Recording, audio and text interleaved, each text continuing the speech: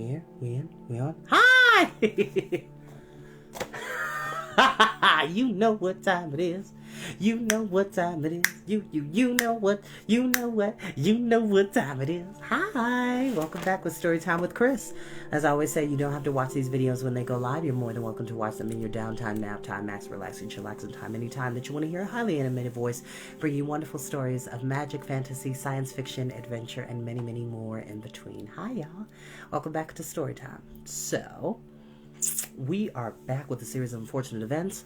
Our poor heroes, the Baudelaire orphans, have been accused of murdering Jacques and their guardian Hector because he is so skittish. He's talking in front of the council, did not speak not a mumbling word to defend them. So now they're being put into jail by Count Olaf, disguising themselves as a person called Detective Dupin.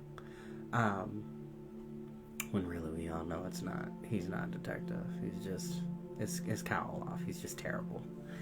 Anyway, he has now put an ultimatum to the children. He said, one of you can decide which one of you stays behind to be burned at the stake, and the other two come with me so I can get to your fortune, while also imprisoning the Quagmire triplets, which is incredibly messed up. But, without further ado, like I always say, I don't own the music in the background that you're listening to, which is brought to you again by our friend, Mr. Ambiance. Oh my gracious. My glasses are filthy. It should not come as a surprise. There we go. So, how in the world? Okay. There we go.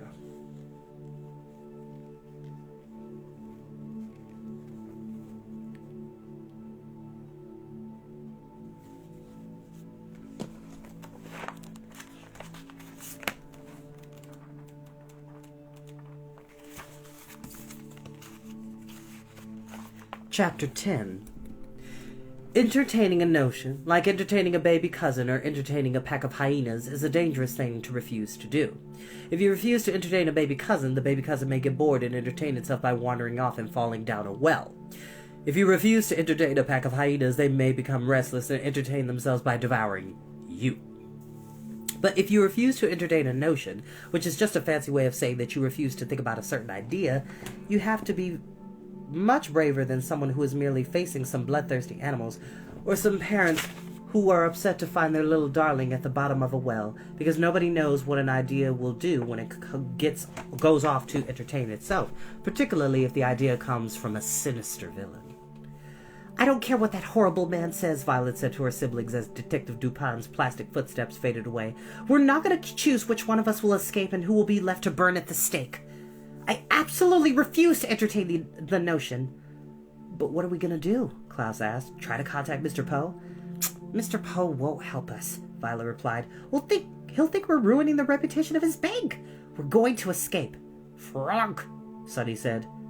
I know it's a jail cell, Violet said, but there must be some way to get out. She pulled a ribbon out of her pocket and tied up her hair, her fingers shaking as she did so. The eldest Baudelaire had spoken confidently, but she did not feel as confident as she sounded. A cell is built for the specific purpose of keeping people inside, and she was not sure she could make an invention that could get the Baudelaires out of the uptown jail. But once her hair was out of her eyes, her inventing brain began to work at full force, and Violet took a good look around the cell for ideas. First, she looked at the door of the cell, examining every inch of it. Do you think you could make another lockpick? Klaus asked hopefully. You made an excellent one when we lived with Uncle Monty. Not this time, Violet replied. The door locks from the outside, so a lockpick would be of no use. She closed her eyes for a moment in thought and then looked up at the tiny barred window. Her siblings followed her gaze, a phrase which here means also looked at the window and tried to think of something helpful. Bon kilo? Sunny asked, which meant, do you think you could make some more welding torches to melt the bars? You made some excellent ones where we lived with the squalors. Not this time, Violet said. If I stood on the bench and Klaus stood on my shoulders, and you stood on Klaus's shoulders, we could probably reach the window. But even if we melted the bars, the window isn't big enough to crawl through, even for Sunny. Sunny could crawl out the window, Klaus said, and try to attract the attention of someone to come and save us. Thanks to mob psychology, every citizen of VFD thinks that we're criminals, Violet pointed out. No one is going to come rescue an accused murderer and her accomplices.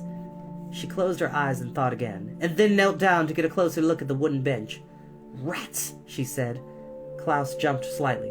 Where? He said. I don't mean that there are rats in the cell, she said, hoping that she was speaking the truth. I just meant rats. I was hoping that the bench wouldn't be made of wooden boards held together with screws or nails. Screws and nails are always handy for inventions, but it's just a solid carved piece of wood, which isn't handy at all. Violet sat down on the solid carved piece of wood inside. I don't know what to do, she admitted. Klaus and Sunny looked at one another nervously. I'm sure you'll think of something. Maybe you'll think of something, Violet replied, looking at her brother. There must be something you've read that could help us. It was Klaus's turn to close his eyes and thought. If you tilted the bench, he said after a pause, it would become a ramp. The ancient Egyptians used ramps to build the pyramids. But we're not trying to build a pyramid, Violet cried in exasperation. We're trying to escape from a jail. I'm just trying to be helpful, Klaus cried. If it weren't for you and your silly hair ribbons, we wouldn't have been arrested in the first place. And if it weren't for you and your ridiculous glasses, Violet snapped in reply, we wouldn't be in this jail. Stop! Sunny shrieked. Violet and Klaus glared angrily at one another for a moment and then sighed. Violet moved over on the bench to make room for her siblings. Come and sit down, she said gloomily. I'm sorry I yelled at you, Klaus. Of course it's not your fault that we're here. It's not yours either, Klaus said. I'm just frustrated. Only a few hours ago we thought we'd be able to find the Quagmires and save Jacques. But we were too late to save Jacques, Violet said, shuddering. I don't know who he was or how he got his tattoo, but I know he wasn't Count Olaf. Maybe he used to work with Count Olaf, Klaus said, and he said the tattoo was from his job. Do you think Jacques was in Olaf's theater troupe? I don't think so, Violet said. None of Olaf's associates have that same tattoo. If only Jacques were alive, he could solve the mystery. Pyrrhig, Sunny said, which meant, and if the other mystery, the meaning of the real VFD. Which, honestly, the mystery of VFD, and I'm going to just say this is not a spoiler, so just bear with me. It's a lot simpler than what you think it is. That's all I'm going to say. What we need, Klaus said, is Deus Ex Machina. Which I can tell you what that means, but the book is going to tell you that. Basically, it's a Latin phrase for God in the machine. We'll explain. Who's that? Violet said. It's not a who, Klaus said. It's a what. Deus Ex Machina is a Latin term that means the God from the machine. It means the arrival of something helpful when you least expect it. We need to rescue 2 triplets from the clutches of a villain and solve the sinister mystery surrounding us, but we're trapped in the filthiest cell of the uptown jail, and tomorrow afternoon we're supposed to be burned at the stake. It wouldn't be a wonderful time for something helpful to arrive unexpectedly. At that moment there was a knock on the door and the sound of the lock unlatching. The heavy door of the deluxe cell creaked open, and there stood Officer Luciana scowling at them from beneath the visor of her helmet, and holding a loaf of bread in one hand and a pitcher of water in the other.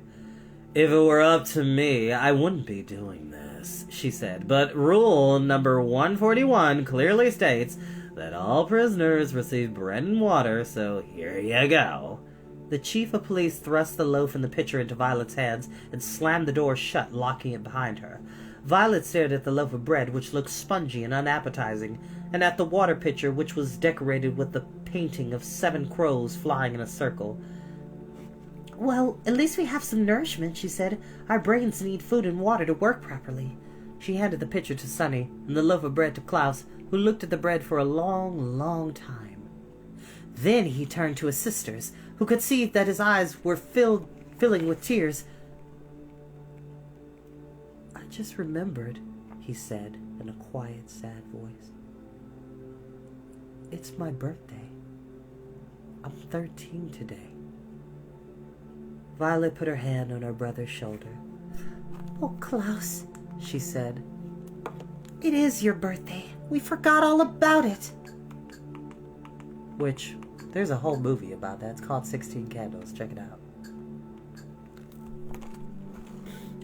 I forgot all about it myself until this very moment, Klaus said, looking back at the loaf of bread. Something about this bread made me remember my 12th birthday when our parents made that bread pudding. Violet put the pitcher of water down on the floor and sat beside Klaus. I remember, she said, smiling. That was the worst dessert we ever tasted. Vam, Sunny agreed. It was a new recipe that they were trying out, Klaus said. They wanted it to be special for my birthday, but it was burned and sour and soggy, and they promised that the next year for my 13th birthday I'd have the best birthday meal in the world. He looked at his siblings and had to take his glasses off to wipe away his tears. "I don't mean to sound spoiled," he said, "but I was hoping for a better birthday meal than bread and water in the deluxe cell of the uptown jail in the village of foul devotees." "Shift," Sonny said, biting Klaus's hand gently.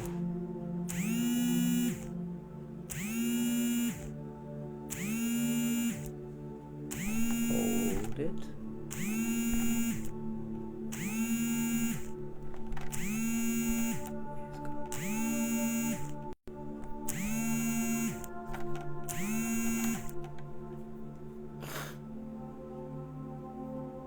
Hold on, yeah, there was a phone call, but we're gonna go continue and wait for that to finish up. Violet hugged him and felt her own eyes filled up with tears as well. "Sonny's right, Klaus. You don't sound spoiled." The Baudelaires sat together for a moment and cried quietly, entertaining the notion of how dreadful their lives had become in such a short time. Klaus's 12th birthday did not seem like such a long time ago, and yet their memories of the lousy bread pudding seemed as faint and blurry as their first sight of VFD on the horizon. It was a curious feeling that something could be so close and so distant at the same time, and the children wept for their mother and their father, and all of the happy things in their life that had been taken away from them since that terrible day at the beach. Finally, the children cried themselves out, and Violet wiped her eyes and struggled to give her brother a smile. "Klaus," she said, "Sonny and I are prepared to offer you the birthday gift of your choice. Anything at all that you want in the deluxe cell, you can have." "Thanks a lot," Klaus said, smiling as he looked around the filthy room. "What I'd really like is Deus Ex Machina." "Me too," Violet agreed, and took the pitcher of water from her sister to drink from it. Before she even took a sip, however, she looked up and stared at the far end of the cell. Putting down the pitcher, she quickly walked to the wall and rubbed some dirt away to see what the wall was made of. Looked at her siblings and began to smile. "Happy birthday, Klaus," she said. "Officer Luciana brought us Deus Ex Machina." "She didn't bring us a god in a machine," Klaus said. "She brought water in a pitcher." "Brioche," Sonny said, which meant, and bread. Brioche is a type of bread. "They're the closest thing to a god in a machine that we're going to get," Violet said. "Now get up, both of you. We need the bench. It'll be handy after all. It's going to work as a ramp, just as Klaus said." Violet placed the loaf of bread up against the wall, directly under the barred window, then tilted the bench toward the same spot. "We're going to pour the pitcher of water so it runs down the bench and hits the wall. Then it'll run down the wall to the bread, which will soak like a sponge and soak up the water. Then we'll squeeze the bread so the water goes into the pitcher and start over." "But what will that do?" Klaus asked. "The walls of the cell are made of bricks," Violet said, "with mortar between the bricks to keep them together. Mortar is a type of clay that hardens like glue, so a mortar dissolver would loosen the bricks and allow us to escape. I think we can dissolve the mortar by pouring water on it." "But how?" Klaus asked. "The walls are so solid and water is so gentle." "Water is one of the most powerful forces on Earth." "Agreed. Water is one of the most powerful forces on Earth," Violet replied. "Ocean waves can wear away any cliffs made of stone." "Dadax," Sonny said, which meant something like, "But that takes years and years, and if we don't escape, we'll be burned at the stake tomorrow afternoon." "Then we'd better stop entertaining the notion and start pouring the water," Violet said. Okay. "We'll have to keep it up all night if we want to dissolve the mortar. It'll stand at this end, propping up the bench. Klaus, you stand next to me and pour the water. Sonny, you stand near the bread and bring it back to me when it's soaked up all the water. Ready?" Klaus took the pitcher in his hands and held it up to the end of the bench. Sonny crawled over to the loaf of bread, which was only a little bit shorter than she was. "Ready!" And the two younger Baudelaires said in unison, and together the three children began to operate Violet's mortar dissolver. The water ran down the bench and hit the wall, and then ran down the wall and was soaked up in the spongy bread. Sonny quickly brought the bread to Klaus, who squeezed it into the pitcher, and the entire process began again. At first it seemed as if the Baudelaires were barking up the wrong tree, because the water seemed to have no more effect against the wall of the deluxe cell than a silk scarf would have against a charging rhinoceros. But it soon became clear that water, unlike a silk scarf, is indeed one of the most powerful forces on Earth. By the time the Baudelaires heard the flapping of the VFD crows as they flew in a circle before heading downtown for their afternoon roost, the mortar between the bricks was slightly mushy to the touch, and by the time the last few rays of the sun were shining through the tiny barred window, quite a bit of the mortar had actually begun to wear away. "Crispo," Sonny said, which meant something like, "Quite a bit of the mortar has actually begun to wear away." "That's good news," Klaus said. "If your invention saves our lives, Violet, it will be the best birthday present you've ever given me, including that book of finished poetry you bought me when I turned 8. Oh, Violet yawned. "Speaking of poetry, why don't we talk about Isadora Quagmire's couplets? We still haven't figured out where the triplets are hidden. Besides, if we keep talking, it'll be easier to stay awake."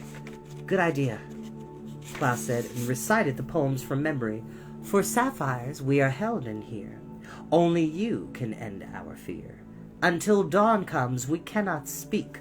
No words can come from this sad beak. The first thing you read contains the clue, an initial way to speak to you." Sorry. Excuse me. The Baudelaires listened to the poems and began to entertain every notion they could think of that might help them figure out what the couplets meant. Violet held the bench in place, but her mind was on why the first poem began, "For sapphires we are held in here." But the Baudelaires already knew that the Quagmire fortune. Klaus poured the water out of the pitcher and let it run down to the wall, but his mind was on the part of the poem that said, "The first thing you read contains the clue," and what exactly Isadora meant by the clue. Sonny monitored the loaf of bread as it soaked up the water again and again, but her mind was on the last line of the last poem they had read, and what an initial way to speak to you could mean. The three Baudelaires operated Violet's invention until morning, discussing Isadora's couplets the entire time, and although the children made quite a lot of progress dissolving the mortar in the cell wall, they made no progress figuring out Isadora's poems. "Water might be the most powerful forces on Earth," Violet said as the children heard the first sounds of the VFD crows arriving for their uptown roost. "But poetry might be the most confusing. We've talked and talked, and we still don't know where the Quagmires are hiding." "We need another dose of Deus Ex Machina," Klaus said. "If something helpful doesn't arrive soon, we won't be able to rescue our friends, even if we do escape from this cell." "Psst!" came an unexpected voice from the window, startling the children so much that they almost dropped everything and wrecked the mortar dissolver. The Baudelaires looked up and saw the faint shape of somebody's face behind the bars of the window. "Psst! Baudelaires!" the voice whispered. "Who is it?" Violet whispered back. "We can't see you." "It's Hector," Hector whispered. "I'm supposed to be downtown doing the morning chores, but I sneaked over here instead. Can you get us out?" Klaus whispered. For a few seconds the children heard nothing but the sounds of the VFD crows muttering and splashing in Foul Fountain. Then Hector sighed. "No," he admitted. "Officer Luciana has the only key, and this jail is made of solid brick. I don't think there's a way I can get you out." "Dala?" Sonny asked. "My sister means, did you tell the Council of Elders that we were with you the night of Jacques was murdered, so we couldn't have committed the crime?" There was another pause. "No," Hector said. "You know that the council makes me too skittish to talk. I wanted to speak up for you when Detective Dupin was accusing you, but one look at those crow hats and I couldn't open my mouth. But I thought of one thing I could do to help." Klaus put down the pitcher of water and felt the mortar on the far wall. Violet's invention seemed to be working quite well, but there was still no guarantee that it would get them out of there before the mob of citizens arrived in the afternoon. "What's that?" he asked Hector. "I'm going to get the self-sustaining hot air balloon ready to go," he said. "I'll wait at the barn all afternoon. If you somehow manage to escape, you can float away with me." "Okay," Violet said, although she had been hoping for something like a little more helpful from a fully grown adult.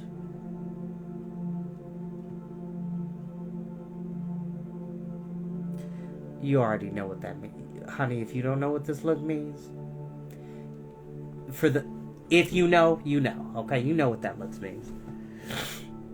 "We're trying to break out of this cell right now, so maybe we'll make it." "Well, if you're breaking out now, I better go," Hector said. "I don't want to get in trouble. I just want to say that if you don't make it and you're burned at the stake, it was very nice making your acquaintance. Oh, I almost forgot." Hector's fingers reached through the bars and dropped a roll scrap of paper down to the waiting Baudelaires. "It's another couplet," he said. "It doesn't make sense to me, but maybe you'll find it helpful. Goodbye, children. I do hope I see you later." "Goodbye, Hector," Violet said glumly.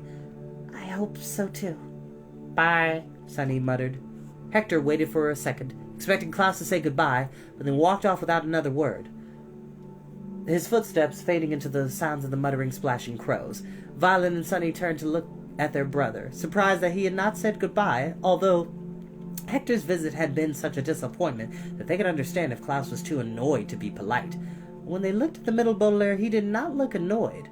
Klaus was looking at the last couplet from Isadora, and in the glowing light of the deluxe cell, his sisters could see a wide grin on his face. Grinning is something you do when you're entertained in some way, such as reading a good book or watching someone you don't care for spill orange juice all over himself. But there weren't any books in the uptown jail, and the Baudelaires had been careful not to spill a drop of the water as they operated the mortar dissolver. So the Baudelaire orphans knew that their brother was grinning for another reason. He was grinning because he was entertaining a notion, and as Klaus showed them the poem he was holding, Violet and Sunny had a very good idea of what notion it was. And that is where we will end for tonight. By the way, this came out in 2001. Let's see, where was I in 2001? I want to say...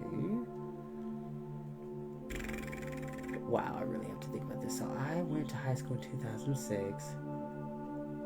2005, I was in 8th grade. So yeah, I was in elementary school. I think I probably was in 5th grade at that point. But these stories, I love a good mystery. I love the suspense of it. I'm telling you, the mystery of VFD is a lot closer than what you think. But that's all I'm going to give away for now. I'll see you all next time. Bye-bye. Please take care of yourself. Bye-bye.